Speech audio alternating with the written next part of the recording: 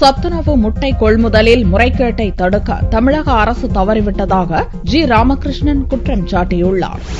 திருச்சியில் செய்தியாளர்களிடம் பேசிய மார்க்சிஸ்ட் கம்யூனிஸ்ட் மாநில செயலாளர், ஆட்சியில் இல்லாத ஜெயலலிதா அமைச்சர்களை இயக்குவதை ஏற்றுக்கொள்ள முடியாது என்றும், தமிழக அரசு மக்கள் பிரச்சினைகளை தீர்ப்பதில் தோல்வியடைந்துவிட்டதாகவும் கூறினார். சத்துணவு முட்டைக்கான கொள்முதலில் ஏற்பட்டுள்ள முறைகேட்டை தமிழக அரசு தடுக்க தவறிவிட்டதாகவும் குற்றம் சாட்டிய ராமகிருஷ்ணன், தமிழகத்தில் கடந்த ஓராண்டில் மட்டும் 24 கௌரவ கொலைகள் நடந்துள்ளதாகவும் கூறினார்.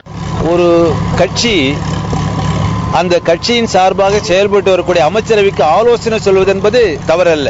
ஆனால் ஆட்சியில் அமைச்சரவை இல்லாத ஒருவர் அந்த அமைச்சரை இயக்குவதற்கு பேக் சீட் டிரைவிங் போல நடத்துவது என்பது ஏற்றுக்கொள்ள முடியாது. முட்டை கொள்முதலில் முறைகேடு நடந்து வருகிறது.